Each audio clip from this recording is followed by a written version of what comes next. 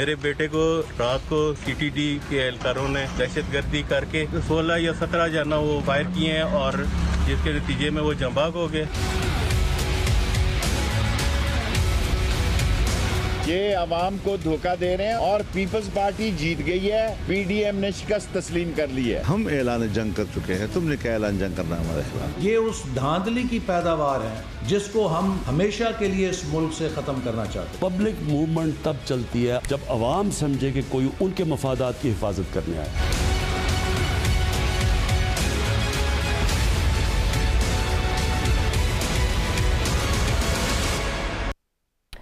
Welcome to News9. मैं हूं doctor Maria Zulfikar Khan. मैं उस खराब कारकर्दगी से लेकर पुलिस गर्दी तक की दास्तानें आए रोज़ मीडिया पर नशर होती रहती हैं, लेकिन पुलिस के चलन में कोई फ़र्क पड़ता ही नहीं। पुलिस चाहे मुल्क के किसी भी इलाके या सूबे की हो, अवाम के साथ इसके रवैये की बदसूरती आए रोज़ सामने आती रहती है।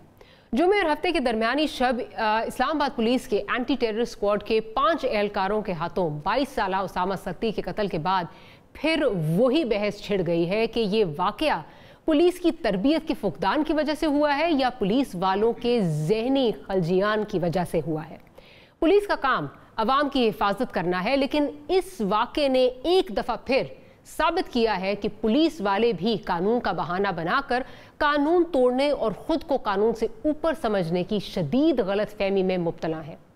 उसामा के कत्ल के बाद वाक़े को वारदात करके भागते मुल्जिम पर गोली चलाने का रंग देने की कोशिश भी की गई, ताहम हक़ाइक़ ने पुलिस के इस झूठ को भी बेनकाब कर दिया।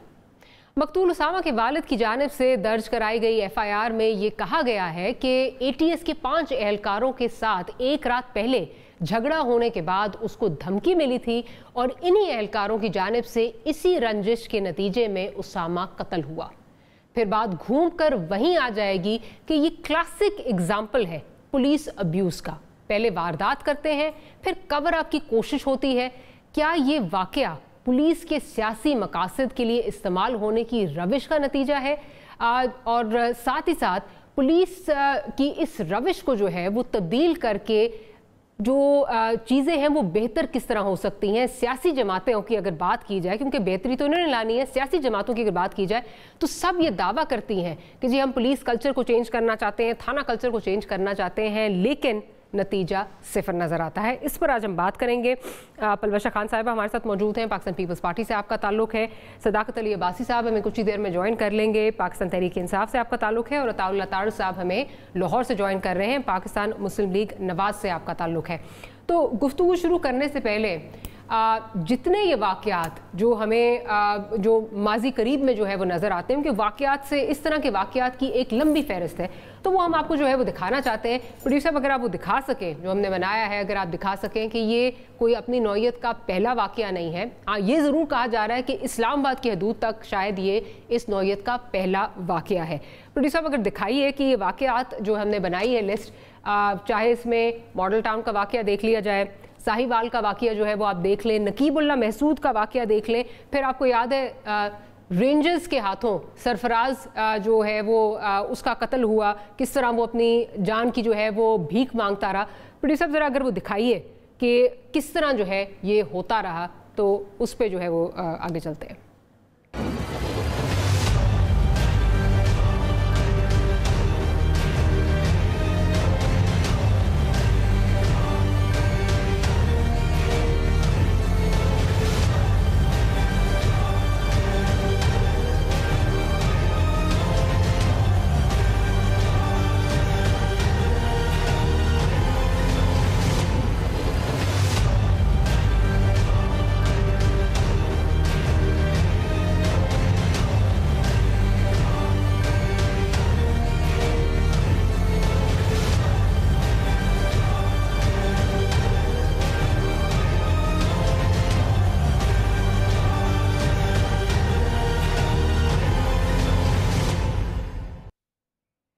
अच्छा जी, अनफॉर्चुनेटली जैसे हम पहले कह रहे हैं ना पहला वाकया है, और अगर इसका सद्देबाब नहीं किया गया, इस माइंडसेट का सद्देबाब नहीं किया गया, तो ये आखिरी वाकया नहीं होगा, दैट इज़ गारंटीड।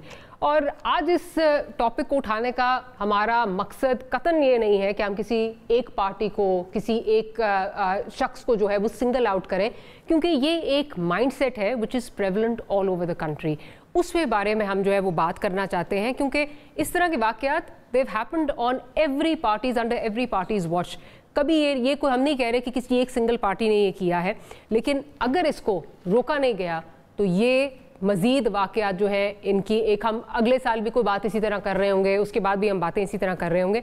लेकिन हुआ क्या है, हम बात करना चाहते हैं जो उसामा के चचा हैं नवीद सत्ती साहब, वो हमारे साथ कुछ ही देर में जो है वो मौजूद होंगे। उनसे जो है वो बात करेंगे और उनसे जानने की कोशिश करेंगे कि क्या एग्जैक्टली वाक़या क्या हुआ और किस तरह आगे जो है वो इसको लेके जो है वो इसको चीज़ें जो है वो आगे किस तरह जो है वो चल रही हैं। लेकिन इस वक्त सदाकत अली अब्बासी साहब ने भी जो है वो हमें स्टूडियो में ज्वाइन कर लिया है और इनके हल्के का ही ये वाक़या है। तो भाई साहब मुझे ये बताएंगे कि आपने जो अभी तक अपनी इन्वेस्टिगेशन की है अवामी नुमाइंदे की हैसियत से, आपने क्या देखा है इसमें, क्या हुआ क्या है इसमें? अच्छा, माज़रत के साथ मुझे नवीद सत्ती साहब ने जो है वो ज्वाइन कर लिया है, उसामा के चचा हैं। नवीद साहब बहुत बहुत शुक्रिया कि आपने वक्त निकाला। नवीद साहब ये बताएंगे कि क्या हुआ, क्या कल रात को हुआ क्या जिसकी वजह से ये वाक़या जो है पेश आया उसामा के साथ? ये मैडम हुआ इस तरह कि उसामा रात को अपने दोस्त को H13 छोड़ने जा रहा था। वहां छोड़ के जब वापस आ रहा था तो रास्ते में ये इंसिडेंट हुआ। अच्छा, रास्ते में ये जी नवीद साहब मैं सुन रही हूँ। रास्ते में ये इंसिडेंट हुआ और आपके जो भाई हैं उसामा के वालिद जो है वो ये कह रहे हैं कि गुज़िश्ता रात जो है वो गालिबन इसकी कोई तल्ख कलामी हुई थी ATS वालों से। वो क्या था, वो वाकया क्या था, जरा वो भी अगर बता दीजिए। वो ऐसे नहीं है, देखें इसको गलत प्रिटेंड किया जा रहा है। उसामा के वालिद का जो FIR में हमारा मौकफ है ना, वो ये है कि उसामा ने लास्ट जो एक दिन पहले अपने वालिद को ये बताया कि मेरी पुलिस वालों के साथ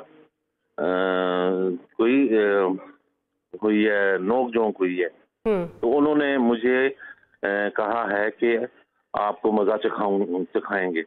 ये बात उन्होंने हो गया, ये मामला चलते रहते हैं, उन्होंने इस चीज को इतना वो नहीं किया। FIR में हमने इसलिए ये लॉन्च की है कि जब ये मामला हुआ तो हमने, क्योंकि वो हमारे एक दिन पहले की ये बात थी, तो इसलिए उसको लिंक करना जरूरी था जी। अब हम ये नहीं कह रहे कि यही ATS वाले थे, तो क्या पता यही हो, क्या पता ये ना हो। वो एक लिंक किया हमने उसको कि ये बात पहले हुई है। ठीक है, आप ये कह रहे हैं कि ये बात पहले हुई है। अच्छा, इसमें अब आपने जो जहाँ तक, क्योंकि हमें भी अभी तक जो चीज़ें पता चल रही हैं मीडिया से ही पता चल रही हैं, आपकी जो FIR है उसमें क्या इंतसाद दहशतगर्दी का जो सेक्शन है वो लगा है इसमें, या 302 ही इसमें जो है वो लगा है? क्या जरा उसमें बता दीजिए। 7-8 ये लगा है जी, बिल्कुल 7-8 ये लगा है हमारा ये, क्योंकि ये है दहशतगर्दी तो कैसे न लगती। देखें, एक निहत्ता शहरी है, उसको मतलब है कि रोक के और उसको बिल्कुल, एक गिरफ्तार करना और चीज होती है, रोकना और चीज होती है, और जान से मारना और चीज होती है। देखें जिस तरीके से इन्होंने वो किया है, वो इन्होंने गिरफ्तार या रोकने के लिए उसको नहीं किया, या उसको चेक करने के लिए नहीं किया गया। इन्होंने तो उसको, देखें, गाड़ी की चारों तरफ बुलेट्स लगी हैं जी। बिल्कुल बिल्कुल। और उसामा को सामने से उसामा को छाती पे जो है वो 6 बुलेट्स उसको लगी हैं गालिबन, यही रिपोर्ट हो रहा है, और तकरीबन 16 बुलेट्स जो है वो गाड़ी पे जो है वो लगी हैं, और टायर्स पे कोई बुलेट्स नहीं लगी जी। चारों टायर बिल्कुल सही सलामत हैं, उनमें कोई बुलेट नहीं लगी है, और बाकी जो है उसको गाड़ी पूरी जो है चारों साइड से जो है उसको बुलेट्स लगी हैं। और सबसे अहम चीज कि जो इसकी फ्रंट स्क्रीन है ना, उसमें 6 बुलेट्स लगी हुई हैं जी। बिल्कुल बिल्कुल बिल्कुल ऐसे ये रोकने के लिए किया था या उसको सिर्फ मारने के लिए? ये तो टारगेट किल किया गया ये ना? तो बिल्कुल ऐसे ही है, बिल्कुल ऐसे ही। और इस पे हम बात करने लगे हैं। नवीद सत्ती साहब, हम बहुत उम्मीद करते हैं कि इंशाल्लाह आपको जो है वो इंसाफ मिलेगा। बेटा तो आपका वापस नहीं आ सकता, लेकिन हम अपनी तरफ से और हमारे जो नुमाइंदगान हैं, अवामी नुमाइंदगान हैं, अब्बास साहब हमारे साथ मौजूद हैं। हम पूरी कोशिश करेंगे कि आपको इंसाफ मिले। बहुत बहुत शुक्रिया आपका कि आपने हमारे लिए प्रोग्राम के लिए वक्त निकाला। अब्बास साहब, ओवर टू यू। इस चीज़ को अगर हम देखें तो हमें नज़र आ रहा है कि ये उसको रोकने के लिए सिर्फ नहीं है, जिस तरह वो कह रहे हैं, लगता है इसी तरह है जैसे उसकी टारगेट किलिंग की गई है। आप क्या समझते हैं कि प्रॉब्लम यहाँ पे क्या है? प्रॉब्लम क्या हमारी पुलिस की ट्रेनिंग में है कि जहां अगर उसको रोकना था तो टायर्स को जो है वो गोली मारते और टायर से उसको रोकते और ताकि उसको रोका जा सके? ये तो लगता है कि जिस तरह उसको आगे से विंड स्क्रीन पे गोलियां लगी हुई हैं, पूरी गाड़ी पे गोलियां लगी, 6 गोलियां उस बच्चे को बेचारे को लगी हुई हैं। आप क्या समझते हैं, ट्रेनिंग का फुकदान है या फिर पुलिस की हाई हैंडेडनेस है? पुलिस समझती है कि we are above the law, हमें कोई रोक टोक नहीं सकता। डॉक्टर साहब, मैं वहाँ से सीधा भी आ रहा हूँ। सारी तदफीन, सारे प्रोसेस में मैं उनके साथ शामिल था। नवीद साहब और मैं इकट्ठे थे। बिल्कुल एक तरफा जुल्म हुआ है, कोई बच्चे का किसी किस्म का शायबा नहीं था। पुलिस से मैंने बात की, DIG से बात की, SP से बात की कि उस वक्त किसी और इलाके में डकैती हुई थी, तो उन्होंने कहा कि जी वाइट गाड़ी गई है, लेकिन अगर वाइट गाड़ी थी भी तो ये बच्चा अकेला चला रहा था। इसने कोई आगे से फायरिंग की, किसी ने, कोई पुलिस ने भी नहीं कोई रिटेलिएशन नहीं थी। किसी किस्म की कोई रिटेलिएशन नहीं है। मैं तो कहता हूँ किसी बात का कोई जवाब नहीं है इस बात का, और सीधा सीधा पुलिस के हाथों ये कत्ल है। अब दूसरा सवाल का जो हिस्सा है वो ये कि इसमें 780 भी लग गया है जो दहशतगर्दी है, 302 भी लग गया, 149 जो इसके दफात हैं, ये सारे लगे। लेकिन मैं यही समझूंगा कि मैं खुद सुबह से हैरान हूँ कि वो क्या ज़रूरत पड़ गई थी। एक 22 साल का बच्चा जिसके पास ना कोई असला है, वो गाड़ी खुद ड्राइव कर रहा है और उसको पुलिस आगे पीछे से 18 या 20 गोलियां मारती है जो 6 उसको लगती हैं। तो इसका कोई जवाब नहीं है।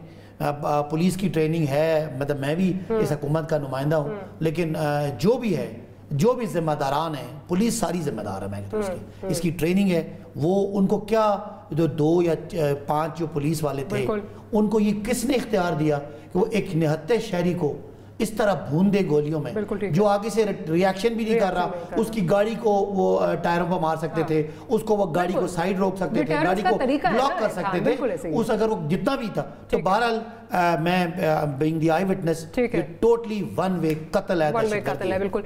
पलवैसा साहिबा, अब अगर एक बंदा ये करता तो हम कहते हैं कि ये किसी इंडिविजुअल का एक्ट है। एक नहीं, 2 नहीं, 3 नहीं, 4 नहीं, 5 पुलिस वाले इसमें इन्वॉल्व थे। पांचों ने जो है यही बेहतर समझा कि उसको खड़े होकर सामने से जो है वो गोलियां मारी जाए। आप इसमें क्या कहेंगी? Does this reflect the mindset of the police force as a whole, या आप समझती हैं ये कुछ इंडिविजुअल्स का एक्ट है? नहीं जी, ऐसे एक्ट्स कुछ इंडिविजुअल्स नहीं कर सकते। ये इस वक्त इस मुल्क का माइंडसेट है। मुझे इल्म नहीं है, लेकिन कुछ ऐसी खबर है, सदाकत अब्बासी साहब बता सकते हैं, कोई नोटिफिकेशन आपने 8 साल पुराना दिया है शायद, इसकी कोई खबर चल रही है, मुझे इल्म नहीं है। वो क्या नहीं, इसका जुडिशल इंक्वायरी का नोटिफिकेशन आया जो अभी हुआ, जो कमिश्नर इस्लामाबाद ने नोटिफिकेशन दिया है, जिसमें इस मैटर की पुलिस के अलावा जुडिशल इंक्वायरी, जो मुजाहिदीन ने जब ये जुडिशल इंक्वायरी का तकाजा किया, उसका नोटिफिकेशन करने के बाद हमने उनको लाया, और मेरे नॉलेज में नहीं है। अब DIG जो हैं ऑपरेशंस इस्लामाबाद के, उन्होंने लिख के ट्वीट्स फिर डिलीट की कि ये एक मुजरिम था या इसके ऊपर कोई इल्ज़ाम जो भी उन्होंने लगाए, उन्होंने इस बच्चे के ऊपर इल्ज़ाम लगाए और बाद में वो ट्वीट्स डिलीट की। ये माइंडसेट अफसोसनाक तौर पर ये स्टेट का नहीं है, ये चंद लोगों का नहीं है, ये इस वक्त इस मुल्क का माइंडसेट है, जो इक़्तिदार में है उनका माइंडसेट है। इस वक्त अब्बासी साहब बैठे, इनके हल्के का वो बच्चा है, पूरे पाकिस्तान का वो बच्चा। इसलिए मैं भी हो सकती हूँ, आप भी हो सकते हैं। वी आर जस्ट लाइक जैसे स्ट्रे डॉग्स होते हैं, सड़क पे चलते हैं, किसी की बारी भी आ सकती है। और ये दारुल हुकूमत है रियासत मदीना का, लिहाजा ये अब सदाकत अब्बासी साहब पूछें अपने शेख रशीद साहब से कि वो जहाँ जाते हैं वह लाशों के अंबार क्यों लगते हैं? रेलवे जाते हैं, 100 से ऊपर बंदा जल के मर गया, क्या हुआ आप बताइए? जिंदा जले, आप उसको इमेजिन कर सकती हैं, सोच सकती हैं क्या तकलीफ़ होगी? यहाँ आए हैं, सुबह से मैं देख रही थी कि वो अपने से जो गैर मुतल्लका बातें हैं, कभी नवाज शरीफ का वो पासपोर्ट वो करना चाहते हैं, कभी आसिफ अली जरदारी साहब पे वो वार करें। उनको ये पता नहीं कि उनके नाक के नीचे बेगुनाहों का कत्ल हो रहा है। क्या आपने देखा कि उन्होंने रेलवे में 100 से ऊपर लाशों का बोझ उठाना, मैं समझती हूँ किसी इंसान के लिए अपनी वॉच में, अपनी ज़ेरे निगरानी आदमी सो ना सके रात को, वो किस तरह चल के मरे। आज भी बैठे हैं, नहीं उन्होंने रिजाइन किया। तमाम हुकूमतों के अंदर ये चीज़ें हुई है ना। देखिए I think that's a bit unfair because police इन्होंने तो आके नहीं उनको ट्रेन किया ना, ये तो इन्होंने आके ट्रेन नहीं किया, लेकिन इनका जो एक फोकस था वो पुलिस पे था। एक बड़ी चार्जशीट जो थी वो पुलिस पे थी, हमारी हुकूमतों के। अच्छा, आप साहिवाल से देखिए जी, साहिवाल के वाकये से ले लीजिए, क्या हुआ साहिवाल के वाकये में? They were acquitted. ठीक है ना। अब आज बताइए कि आज क्या समझते हैं ये हुकूमती नुमाइंदे हमारे सामने बैठे हैं, इनका क्या ख्याल है कि क्या इंटीरियर मिनिस्टर को इस मामले पर क्या करना चाहिए? अब आज सबसे पॉइंट ऑफ व्यू ले लेती हूँ, फिर मैं ज़रा तार साहब की तरफ जाऊँगी। देखिए, मैं इस वक्त कोई भी तनकीद आप करेंगे तो मेरा ख्याल है वो तनकीद जायज़ बनती है, चाहे अपोजिशन भी कोई बात करे, क्योंकि ये हमारे दौर में और दारुल खिलाफे में हुआ और मैं बिल्कुल कोई तवज्जो नहीं है, किसी किस्म की विक्टिम का कोई 1% भी गलती नहीं थी। लिहाजा जो आप बात करें मैं सुनने के लिए तैयार हूँ, लेकिन अगर इसमें से कोई अगर आप एंगल निकालने की कोशिश करें, मेरा ख्याल है इस वक्त नाइंसाफ़ी है कि ये किसी कोई पॉलिटिकल था या वो बच्चा खुद भी पीटीआई का था, हमारा वोटर सपोर्टर था, चलें वो भी कोई जिस पार्टी का भी, ये रेलेवेंट बात नहीं है। मैं कहता हूँ कि ये इसमें इदारे की ओवरऑल माइंडसेट की जितनी बातें करें, लेकिन अगर इसमें से कोई पॉलिटिकल एंगलिंग निकलेगी तो मेरा ख्याल है वो नाइंसाफ़ी होगी, क्योंकि मैंने बड़ा ओपनली ब्लंटली कहा कि ये बिल्कुल गलती है और ये जुल्म है और इसका कोई दो राय नहीं है। पुलिस की ट्रेनिंग नहीं है और मैं समझता हूँ जितने पुलिस वाले आईजी समेत बैठे हुए हैं, ये उन सब पे सवालिया निशान है कि आपने उसके हाथ में बंदूक पकड़ा के उसको क्या कहा है, एक पाकिस्तानी को जो बेचारा नहीं आता उसको गोली मार दो। मैं जरा तार साहब की तरफ भी चलती हूँ। तार साहब, आपसे भी यही सवाल कि एक इंडिविजुअल नहीं है, ये अब जिस तरह अभी पलवशा कह रही है कि डीआईजी ऑपरेशंस ने ये ट्वीट करके उसके बाद डिलीट कर दी, तो वो जो बात है कि जी इंफॉर्मेशन को वेरीफाई किए बगैर आपने अपने नंबर टांगने के लिए और अपनी जान बचाने के लिए आप ये काम कर दें। यही हमने, आपको याद होगा जब साहिवाल का वाकया हुआ, इसी तरह की चीज़ें तब देखी। पहले कहा जी दहशतगर्द थे, फिर कहा नहीं थे, फिर मतलब 10,000 स्टेटमेंट्स बदली, but again not pinning the blame on any one government और एनी वन पार्टी। ये हमने तमाम हुकूमतों के साथ, आपके टाइम पे भी, इनके टाइम पे भी, पीपल्स पार्टी के टाइम पे भी देखा है। ये क्या मसला क्या है? पुलिस की ट्रेनिंग का मसला है, पुलिस की माइंडसेट का मसला है, या they've been used for political point scoring for too long के वो अब वो बनी इसी तरह के गए हैं? बहुत शुक्रिया डॉक्टर साहिबा, दिल बहुत रंजीदा है इस वाक़े पे और अल्लाह ताला लवाहिकीन को सब्र अता फरमाए और मेरी दुआ है कि उनको इंसाफ मिले। मगर देखिए, हर वाक़े की एक अपनी नौयत होती है, हर वाक़े के कुछ अपने पेक्यूलियर फैक्ट्स होते हैं, और अगर आप इस वाक़े को देखें तो देखिए जब किसी सोसाइटी में जवाबदेह होने का और एहतसाब ना होने का एक अंसर आ जाए कि जी कोई यहाँ पे जवाबदेह नहीं है, कोई एहतसाब नहीं होगा, देखिए एक चेन ऑफ कमांड है आफ्टर ऑल। जो इस्लामाबाद कैपिटल टेरिटरी है, and let me take you down to the rules, मैं अब रूल्स पे बात करना चाहता हूँ। उसकी वजह है इस्लामाबाद कैपिटल टेरिटरी में अफसरान पोस्ट होते हैं, अफसरान के ऊपर एक आईजी है, आईजी के ऊपर एक इंटीरियर मिनिस्टर है, एक चेन ऑफ कमांड है, हर कोई किसी ना किसी को जवाबदेह है। मुझे ये बताइए, और ये पलवशा साहिबा ने बहुत पर्टिनेंट पॉइंट रेज किया कि जब इंटीरियर मिनिस्टर नए लगे, मुझे बताएं इस्लामाबाद में सेफ सिटी कैमरास हैं, एक कमांड एंड कंट्रोल सेंटर है, मुजरिमों का या मुलजिमों का पीछा करना हो, किसी कोई वारदात हो जाए, आप उस टेक्नोलॉजी को इस्तेमाल कर सकते हैं। मुझे बताएं ना, इंटीरियर मिनिस्टर जब नए आए हैं उन्होंने कितनी मीटिंग्स की हैं कि कमांड एंड कंट्रोल सेंटर जो है वो इफेक्टिवली चल रहा है, नहीं चल रहा? क्योंकि ये याद रखिएगा कि for the purposes of Islamabad capital territory, interior minister एक चीफ मिनिस्टर के इख्तियारात एंजॉय करता है इस्लामाबाद की हदूद के अंदर, और उस पर जिम्मेदारियां भी उसी तरह से हैं। अब आप अगर पॉलिटिकल पॉइंट स्कोरिंग में इंडल्ज करेंगे, बहुत फनी आदमी है शेख रशीद साहब, बड़ी अच्छे जुगतें बड़ी अच्छी लगाते हैं, एक हिस्से मज़ा बहुत अच्छी है, मगर मुझे बताइए कि आपने पुलिस के ऊपर कितनी मीटिंग्स की हैं? ये गवर्नमेंट आई थी, चलें मैं पिछली गवर्नमेंट्स की आपने बात की, और पुलिस रिफॉर्म्स के हवाले से अगर आप बात करें तो बहुत बड़े बड़े वाक़यात, कैप्टन मुबीन शहीद के कातिल को जिस तरह पकड़ा गया वो सेफ सिटी कैमरास की मदद से, टेक्नोलॉजी की मदद से पकड़ा गया। ज़ैनब मर्डर केस रिजॉल्व हुआ, उसमें फोरेंसिक लैब की खिदमात हासिल की गई। अब आप आहिस्ता आहिस्ता पुलिसिंग को, पूरी दुनिया में पुलिसिंग अब टेक्नोलॉजिकल बेसिस पे होती है, आपने शिफ्ट किया, बेहतरी आई, चीजें बेहतर हुई पहले से। कता कलामी की माफी मैं जो बात कर रही थी, मैं तो बात कर रही थी, शायद मैं समझा नहीं पाई।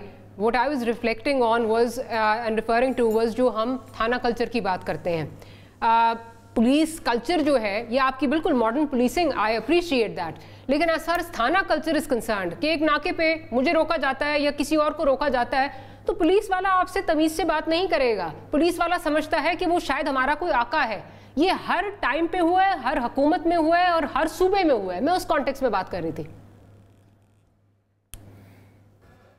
देखिए उसमें ऑब्वियसली जो मैंने अकाउंटेबिलिटी की बात की, अब देखे ना, एक मैं भी एडमिनिस्ट्रेशन में रहा हूं, एक पुलिस वाला डिसमिस होता है किसी भी मिसकॉन्डक्ट पे, किसी से बदतमीजी करने पे, उसकी सिफारिशें फिर हमारी सोसाइटी में से लोग करके जाते हैं कि जिसको रीइंस्टेट कर दें।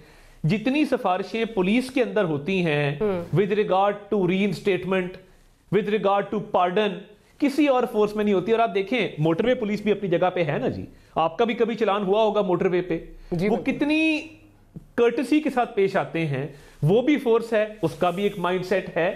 मगर देखिए ये कहीं ना कहीं ये रिफॉर्म आपको शुरू करना होगा और इस पर तवज्जो देनी होगी। और ऑब्वियसली चीजें परफेक्ट नहीं हैं, बिल्कुल, मगर ओवर द इयर्स एक चेंज जरूर आया है। ये बात फोकस की है। अगर सारा दिन हम टीवी पे प्रेस कॉन्फ्रेंसेस करेंगे और हम पॉलिटिकल पॉइंट स्कोरिंग करेंगे और हम गंद उछालेंगे तो काम किसने करना है? काम किसी ने तो करना है ना भाई। तो फिर इस पे मुझे बताएं ना, अब मोटरवे वाला वाकया था, क्या हुआ उस खातून के साथ और क्यों हुआ? कि वो फाइल किसी दराज में पड़ी थी जिसपे ये दर्ज था कि किसी लॉ एनफोर्समेंट एजेंसी को इस एरिया की इन्फोर्समेंट जो है उस पे मामूल करना है। बिल्कुल ठीक है। तो ये नाअहली बर्दाश्त नहीं है। मैं रिफॉर्म्स की बात आपने की, रिफॉर्म्स से हम बात करना चाहते हैं। तारिक साहब, कता कलामी की माफी, ब्रेक का मुझे कहा जा रहा है, ब्रेक पे बड़ा इंपॉर्टेंट, ब्रेक के बाद जो आपने बड़ा इंपॉर्टेंट पॉइंट रेज किया है पुलिस रिफॉर्म्स, इस पर भी बात करेंगे। That and much more right after a short break.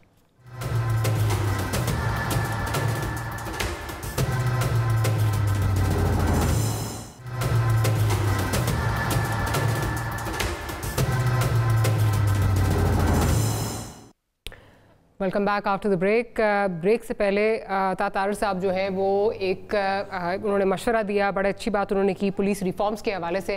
Tariq साहब, तो मेरा आपसे सवाल यहाँ पे ये है कि ये वो बुनियादी चीज़ें हैं जिनके लिए हम आप लोगों को इलेक्ट करते हैं, ये हमारे वो फंडामेंटल राइट्स हैं जिनको which are enshrined in the constitution, जिसको आप लोगों ने प्रोटेक्ट करना है।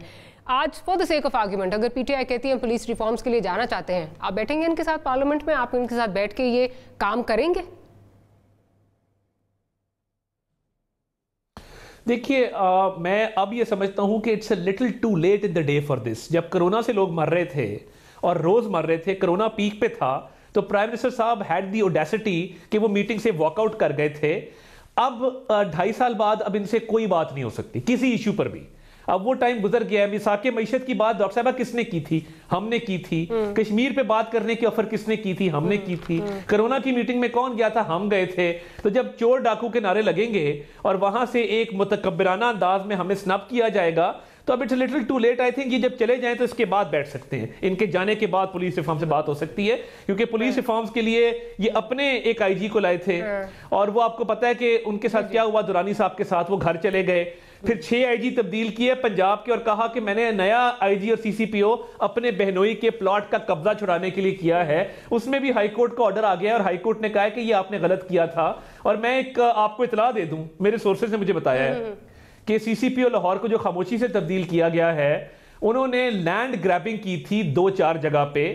उन पे कब्जे का इल्जाम था, कुछ अफसरान का एक गैंग था जिन्होंने सीसीपीओ के नीचे लैंड ग्रैबिंग की और अब प्राइम मिनिस्टर साहब ने अग्री किया कि इनको चेंज किया जाए। तो जब हुकूमत खुद इस तरह की चीजें ब्रश अंडर द कार्पेट करेगी तो मुझे बताएं ना इंसाफ कहां से होगा? इंसाफ साहब, इसका मतलब वो एसीआर ठीक थी, जो एसीआर उनकी प्रमोशन के खिलाफ थी, इसका मतलब वो ठीक थी कि he is involved in अनस्क्रूपुलस means. ठीक है, ठीक है जी, बिल्कुल ठीक। अच्छा, मैं जरा एक आपकी तरफ आती हूँ, मैं जरा पलवशा से पॉइंट ऑफ व्यू। पलवशा, आप भी वही समझती हैं जो इस वक्त तारिक साहब कह रहे हैं कि डायलॉग, अब अगर या फॉर दैट मैटर रिफॉर्म्स पे अगर काम करना है तो इनके साथ आप कोई काम नहीं हो सकता, इनके जाने के बाद बकौल तार साहब के अब कोई काम होगा या बैठ सकते हैं आप? आपका ख्याल, आपका मतलब है पुलिस रिफॉर्म? जी। देखिए, ये अब इस जहाज़ पे जितना बोझ पड़ चुका है वो इनका अपना डॉलर है। अब ये जहाज़ आधे रास्ते हैं, 2.5 साल गुजर चुके हैं, लिहाजा अब जो बोझ पड़ा है वो ज़ाहिर है इनको उठानी पड़ेगी उसकी ज़िम्मेदारी। अब वो बोझ उठाने के लिए हम या तारड़ साहब की जमात क्यों उस जहाज़ में सवार हो जाएं? यानी पुलिस रिफॉर्म्स इनका एजेंडा था, अगर मुझे याद है कि KPK में कहते थे बार बार कि हमने एक मिसाली पुलिस लाए हैं और जो कुछ हुआ। लेकिन अफसोस की बात यह है कि इतनी गोलियां शायद उसामा बिन लादेन को भी अमेरिका ने ना मारी हों। इतनी गोलियां जो हैं यहाँ एहसानुल एहसान, अभी आप मुझे म्यूट कर देंगे, भाग जाता है और इस किस्म का एक बेगुनाह बच्चा जो है वो आपकी सड़कों पे रियासत मदीना की दारुल हुकूमत में मारा जाता है। तो हम ये नहीं पूछ सकते कि आपके वज़ीर दाखिला जो हैं वो क्या अहल हैं एक दो बर्बाद करके अपनी वजारतों को, कि वो अब यहाँ आ गए हैं जहाँ 22 करोड़ की जान माल इज़्ज़त, जिसमें आज इनका अपना हल्का आया है। इससे पहले भी इनका हल्के का ऐसे ये केस हुआ था। बात ये है कि ये चीज़ जो कि जिस चीज़ को अब तक हाथ लगा है, वो एक बादशाह की कहानी थी, वो जिस चीज़ को हाथ लगाता था वो सोने की बन जाती थी। यहाँ जिस चीज़ को हाथ लगा जाए, PIA से लेके LNG से लेके चीनी से आटे से, वो मिट्टी हो रही है। तो लिहाजा इस वक्त ये बोझ अब इन्हें खुद उठाना। लेकिन प्रोफेसर थोड़ा सा जरा आपसे डिसएग्री करूं, ना इनकी तरफ से इस किस्म का कोई आज तक, जैसे अता तारड़ साहब ने कहा है, ये खुद अक्ल कुल हैं, ये अक्ल कुल यहाँ तक कौम को ले आए हैं। अब यहाँ से आगे खुद अपने कंधे पे सलीब हर एक उठाएगा। हम अपनी उठाए फिर रहे हैं, ये अपनी उठाएंगे। बट यहाँ थोड़ा सा डिसएग्री आपसे ये करूँगी, जहाँ आपने कहा कि क्या वज़ीर दाखिला, मैं उनकी कोई वकालत नहीं कर रही, क्या अहल है या नहीं, तो बाय दैट बेंचमार्क जब नकीबुल्लाह का कत्ल हुआ था तो फिर तो सवाल वहाँ पे भी उठने चाहिए थे, वहाँ पे भी आपको अकाउंटेबिलिटी जो है वो करनी चाहिए थी। आपके जो होम मिनिस्टर थे उनको जाना चाहिए था। मैं यही कह रही हूँ, ये किसी एक पार्टी का मसला नहीं है, ये ओवरऑल मैं आपको ये कह रही हूँ कि जो वजीर दाखिला हैं और वजीर खारजा हैं, या इनके एक बहुत लंबी चौड़ी फहरिस्त है वजीरों की, उसमें ये तो नहीं है, या उनके मुआविनीन खसूसी हैं। मुझे सिर्फ ये बता दें कि सारा दिन वो जो प्रेस कॉन्फ्रेंसेस करते हैं वो अपने वजारतों पे और अपने मामलात पर कितने वक्त बोलते हैं। ठीक है, ज़रा सिर्फ आप एक अगर अपनी टीम को कह दें कि वो देख लें कि अपने मामलों पे कितना बोलते हैं, अपनी जो उनकी वजारतों के अंदर मुल्क जो है बहरानों में डूबा हुआ, उस पर क्या सोच विचार रखते हैं, और सारा दिन दूसरों को गालम गलोच और हर स्टेटमेंट के जवाब में एक बात मैं ऐड करना चाहता हूं स्टेटमेंट देने के। क्विकली भाई साहब ने नाराज हो जाना है, उन्होंने कहना टाइम नहीं मिला, जल्दी से बताइए। आपकी एक है और आ रहे हैं मैं देखिए मुझे आखिरी बात है जी, मैं सिर्फ ये कहना चाहता हूं कि जब इरफान सिद्दीकी साहब को हैंडकफ किया गया था इस्लामाबाद पुलिस की तरफ से, आपने इस्लामाबाद पुलिस को भी सियासी कर दिया। 14 दिन उनको चक्की में रखा गया और उसके बाद उनका केस डिस्चार्ज हुआ। तो वो इस्लामाबाद पुलिस नहीं थी जिन्होंने एक लिखारी को, एक उनके पाए के सहाफी को इस तरीके से रेंट कंट्रोल एक्ट के तहत गिरफ्तार किया। तो ये पॉलिटिकल पर्पसेस के लिए जब पुलिस इस्तेमाल होगी तो ऐसा ही होगा। सिर्फ पुलिस नहीं, आप नैब देखें, नैब के हाथों जो कत्ल हो रहे हैं, अभी देखें ग्रेड 22 का अफसर ने अपने सर में गोली मारी। मैं डॉक्टर साहब पहले बड़ा मायूस था वाकये की वजह से, उसके बाद मैं तारड़ साहब की बात सुनकर मजीद मायूस हुआ जब आपने उन्हें कहा कि अगर कोई पुलिस रिफॉर्म पे आपको बैठना पड़े तो हम नहीं बैठेंगे, आप इलेक्शन लड़ लेंगे जो आपने थूका चाटा है, आप ज़िमनी इलेक्शन लड़ लेंगे, आप सेनेट का इलेक्शन लड़ लेंगे, आप इस्तीफे थूके चाट लेंगे, लेकिन ये काम नहीं करेंगे। फिर ये बहुत ही बड़े हैं। हमें तो चले वाकया मैं तो आपके सामने शर्मिंदा बैठा हूँ, हालांकि कोई इसमें कोई पॉलिटिकल मोटिव नहीं है। शहबाज शरीफ सामने लोगों को खड़ा करके तारुल कादरी के 100 लोगों को गोलियां मरवाई हैं इसलिए कि वो उसके सियासी मुखालिफ थे। तो ये बातें ना करें, हम कोई किसी फ्रांस की या जर्मनी की बात नहीं करें, इसी पाकिस्तान की बात कर रहे हैं। और ये पुलिस अगर बिगाड़ी है, पीपल्स पार्टी का इसमें कम कसूर है। शहबाज शरीफ, नवाज शरीफ ने तो इसको जाती अपना उनको घर की फोर्स बना के रखा है। एनीवेज, ये जो बातें कर रहे हैं कि जी हम इनसे कोई बात नहीं करेंगे, आप तो कोई अपनी बात तो करें। मरियम साहबा की बात तो उनके अपने घर के जेठ नहीं सुनते। वो कहती है मेरा शेर जाके इस्तीफा देगा और इस्तीफा देके मुंह पे मारेगा, इस्तीफे उसे जाके शेर ने जाके वो स्पीकर के कदमों में ढेर हो गया। आप कौन सी बातें कर रहे हैं? इखलाकियात का ये लेवल है। हमने आपको कहा कि कोरोना है, खुदा का वास्ता है आप लोगों को ना मारें, आप कोरोना में मारे। हमने 30-31 दिसंबर से पहले हुकूमत को चलता करेंगे, कोरोना कम जालिम है, ये ज्यादा जालिम है, कोरोना कम कत्ल कर रहे हैं, ये ज्यादा करें। तो क्या हुआ? आज आप सारे मुंह छुपाते फिर रहे हैं। पीपल्स पार्टी ने आपके साथ वो किया है जो शायद हम ना करते। तो आज आपकी क्या क्रेडिबिलिटी है? तो इस तरह की बातें बड़ी बड़ी ना करें कि आप रिफॉर्म नहीं करेंगे। आप अपने तनख्वाहों के लिए तो असेंबली में आ जाएंगे, लेकिन अगर असेंबली में बैठे हुए तनख्वाह लेके आपको रिफॉर्म करना पड़े तो ना करें। ये सारा कुछ जो आप दबाव डालने की आपकी नाकाम कोशिश थी, वो सिर्फ इसलिए थी कि मियाँ साहब वापस आ जाएं, मरियम साहब सियासत में आ जाएं, जरदारी साहब के केसेस खत्म हो जाएं। तो ये बात करने का आज दिन नहीं था। अगर आपने पुलिस की बात की तो जरा मुझे जवाब दें, जो शहबाज शरीफ ने ताहिर अल कादरी के लोगों को सिर्फ एहतजाज करने पे सीधी गोलियां मारी थी, जो गुल्लू कर रखे थे, वो आज अल्लाह का फजल है ये बहुत बड़ा जुल्म हुआ आज, लेकिन ये फिर भी इंडिविजुअल वाकया है, इसमें किसी पॉलिटिकल कोई मोटिवेशन ना थी, ना कोई पॉलिटिकल मोटिव इसमें है, लेकिन हम फिर भी शर्मिंदा हैं। आप तो वो करके भी शर्मिंदा नहीं है। नहीं, लेकिन मुझे ये बता दी, वो जो रिफॉर्म्स थे वो क्यों नहीं हो रहे? इस पे ये तो एक सियासत हम डिस्कस करते रहते हैं, रिफॉर्म्स क्यों नहीं हो रहे? ये आपकी बात बिल्कुल ठीक है। शायद रिफॉर्म हुए भी होते तो आज इस तरह के वाकयात हम ना रोक सकते। एक माइंडसेट है हमारा इदारों का, इंडिविजुअल्स का। मैं उस हद तक कि ठीक है कि आप क्या समझते हैं कि हमने कोई जो 5 IGs बदले हैं, क्यों बदल रहे हैं? ये तो नहीं बदल रहे कि वो हमारे बहनोई का प्लॉट था तो प्लॉट आ गया, तो ये तो अभी एक मतलब कोई भी सेंसिबल आदमी ये बाय नहीं करेगा। मैं एक जुमला बोलूं, देखें बहनोई का प्लॉट करने की बात यह है कि आपका लैंड माफिया इतना मजबूत है और पुलिस से इतना मिला हुआ है कि वजीर आजम के बहनोई के प्लॉट पे कब्जा होता है। तारिर साहब, आप बातों को तोड़ मोड़ ना करें, ये इसका मतलब ये है कि वो पुलिस थी और आज हमने उसकी बेहतर से बेहतरीन की तलाश में 5 IGs को अगर कुर्बान किया तो इसी वजह से। मैं आती हूँ, बस तारिर साहब मैं आती हूँ, उस पर मुझे ब्रेक का ही कह रहे हैं, मुझे जरा 1 मिनट ब्रेक ले लूँ, तो ब्रेक के बाद इसको आगे बढ़ाते हैं, क्योंकि ये जो तौजी पेश इस वक्त कर रहे हैं कि जी हमने 5-6 IGs CCPOs जो हमने बदले वो इसलिए बदले, तो फिर सवाल यहाँ पे ये है कि अभी जो CCPO लगाए इतने कंट्रोवर्सी के बाद उनकी ACR किसी ने नहीं पढ़ी थी उस वक्त इस पे इतनी, और शायद अब्बास साहब के साथ ही जो है वो इस पर डिस्कोर्स हुआ था कि क्यों लगा दी है। खैर ब्रेक लेते हैं, ब्रेक के बाद वापस आते हैं।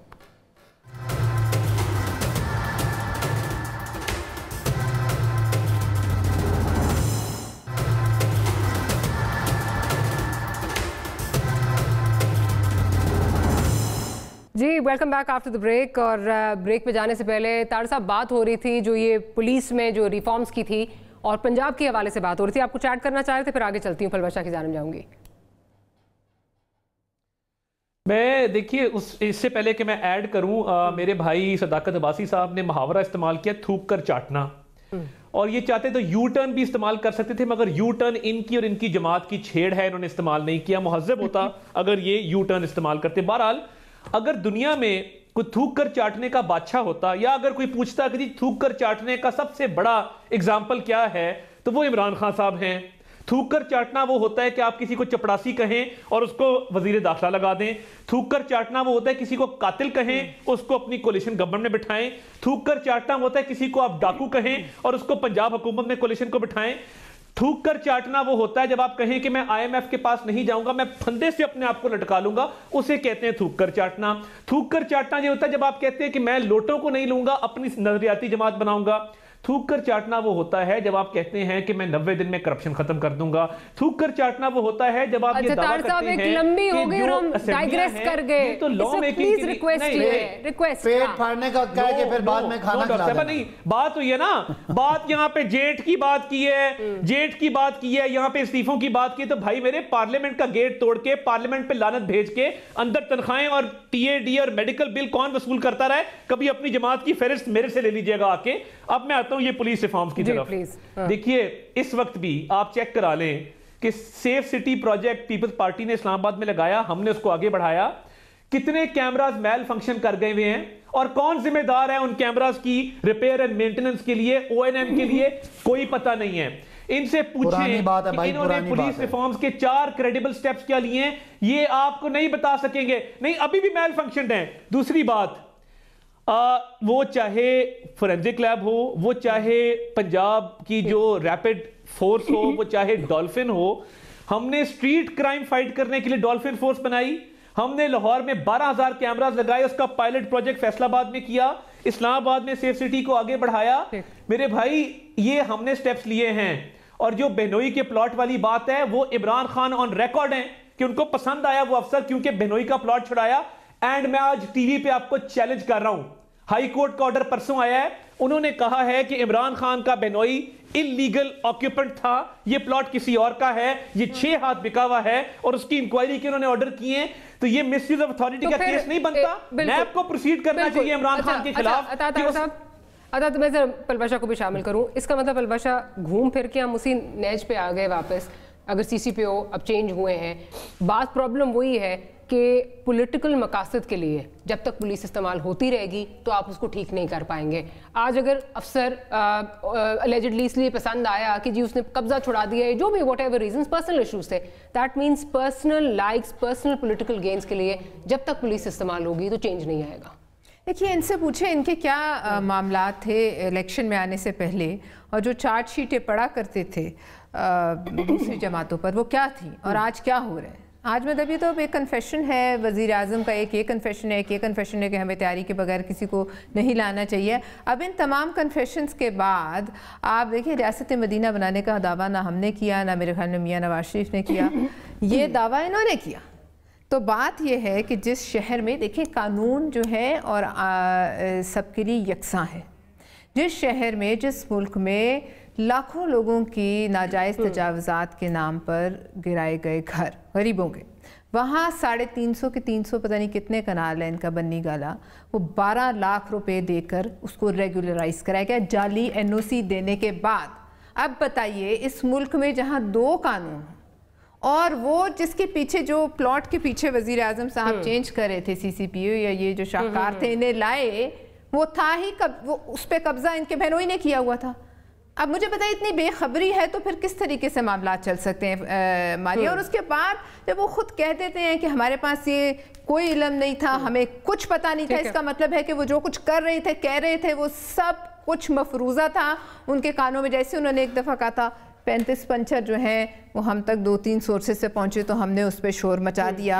और अब आज पंजाब में और यहाँ जो सूरत हाल है हमारे मुल्क में, उस पर इनके वसीम अकरम प्लस कहते हैं DCs को कि आप कवालियों का जो है बंदोबस्त कीजिए और कवाली को प्रमोट कीजिए, और हर ज़िले की सतह पर अब लोग भूखे पेट बैठ के तबलों के साथ कवाली सुनेंगे। तो ये अगर आपका विजन है तो फिर अल्लाह ही मालिक है। अब मैं वही आपसे पूछ रही हूँ कि आपने तो जो रिफॉर्म्स करने थे क्यों नहीं कर पाए आप? क्या आपके लिए इम्पेडिमेंट्स क्या हैं यहाँ पे? देखिए, पहले 2 बातें। एक तो इन्होंने बनी गाला की बात की, इनको बताना था कि जब बनी गाला का ये घर बना था तो ये जंगल था, ये इस्लामाबाद कैपिटल टेरिटरी का एरिया नहीं था, ये यूनियन काउंसिल से उस वक्त का जो भी ठेकेदार की जिम्मेदारी होती है, ज़ाहिर इमरान खान ने जाके खुद तो यूनियन काउंसिल से नहीं लिया होगा ना, वो ठेकेदार ने लिया था। और जो CDA के कानून है उनके मुताबिक जो जुर्माना था उसका वो दे के बैठे हैं। इस चीज़ से नवाज शरीफ साहब के मनी लॉन्डर करके लंदन के फ्लैट बनाने का मैच नहीं हो सकता। जरदारी साहब के $60 मिलियन जिसका इल्ज़ाम मियाँ नवाज शरीफ लगाया था वो धोल नहीं सकता, या जो सरे महल है या जो बाकी जो जाली अकाउंट है, ये मुआवजा नहीं, ये मुआवजा नहीं है, ये मुआवजा नहीं है। अगर एक आदमी ने क्रिकेट खेल के, मैं आपने बात की, मैं एक आदमी ने क्रिकेट खेल के बाहर से पैसा लेके आया, NOC तो जाली था ना। नहीं मेरी बात, मैं कहना चाहता हूँ कि अगर आप किसी को ठेका देते, मैं किसी को ठेका देता हूँ घर बनाने का, उसने उस वक्त यूनियन काउंसिल जिसमें एक सेक्रेटरी बैठा होता है, अगर कोई प्रोसीजर मिस्टेक हुई है तो आप कहते हैं हाँ इमरान खान और नवाज शरीफ बराबर हो गए, क्योंकि नवाज शरीफ के 6 अरब के चोरी के फ्लैट है और जरदारी साहब के जो $60 मिलियन है वो हमें, आपकी मैं बात नहीं, आप मेहरबानी करें ना, आपकी बात में मैं बोलता नहीं हूँ, सुनने वाले को सुनने ले, मैं आपको नंबर देता हूँ।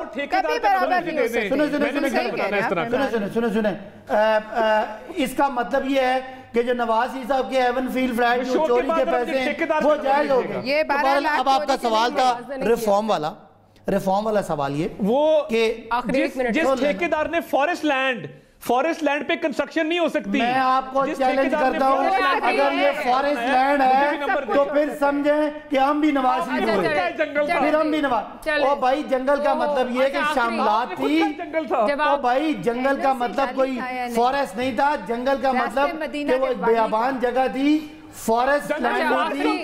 आखिरी उर्दू में, भाई मेरे उर्दू में जंगल, एक अंग्रेजी में बियाबान जगह थी। अच्छा, आपकी बात इसमें कोई वजन नहीं है। इसके बावजूद नवाज शरीफ करप्ट ही रहेंगे, मुझसे मफरूर रहेंगे, इश्तिहारी रहेंगे और करप्ट रहेंगे। इमरान खान ना कोई ऑफिस बेरर थे, ना उनके पास कोई सरकारी होता था, क्रिकेट खेल के पैसे कमाए।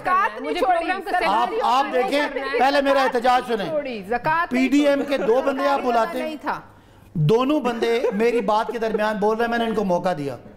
बाकी अगर आपको फिर भी हंसी आती है कि नवाज शरीफ यहां से भाग गए, चोरी के उनके फ्लैट हैं, सुप्रीम कोर्ट सजा याफ्ता, हाई कोर्ट सजा याफ्ता, न्याय कोर्ट सजा याफ्ता, मफरूर इश्तिहारी, आप हंसते रहे। प्रोग्राम का सेगमेंट जो है वो क्लोज करना है। पलवशा साहब आपका बहुत शुक्रिया, बादशाह साहब आपका बहुत शुक्रिया और अतातार साहब आपका बहुत शुक्रिया। प्रॉब्लम यहाँ पे ये है कि जब तक इसी तरह आपस में पार्टीज में जंग जो है वो चलती रहेगी तो मेरा नहीं ख्याल कि कुछ चीज़ें यहाँ पर बेहतर हो सकती हैं। फिर भी थोड़ी सी एक उम्मीद की किरण जो है वो जागी है। सियासी माहौल की जो तलखी है, तलखी ज़रूर है, मगर इसका हरगिज़ ये मतलब नहीं है कि मुल्क में कुछ भी जो है वो ठीक नहीं हो रहा। थोड़ी सी कुछ चीज़ें बेहतर भी हो रही हैं।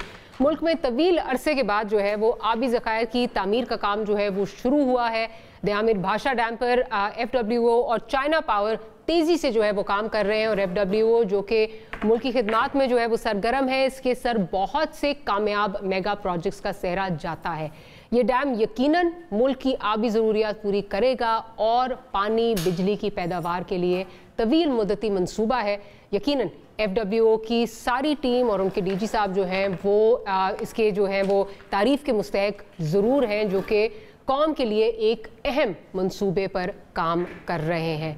तो आखिर मैं यही कहूँगी कि एवरीथिंग इज़ नॉट लॉस्ट। चाहे थोड़ी सी उम्मीद की किरण कहीं से जो है वो कभी कभी जो है वो जाग उठती है, लेकिन फिर भी हमारी जो पॉलिटिकल लीडरशिप है, खा वो अपोजिशन है, खा वो हुकूमत है, उनसे हम रिक्वेस्ट भी करेंगे और हम दुआगो भी हैं कि आपस में अगर मिल बैठकर ये जो आज जैसे मामला हमने उठाए हैं, ये बुनियादी प्रॉब्लम्स हैं इस मुल्क की, इस पर इनका मिल बैठकर काम करना बहुत ज़रूरी है।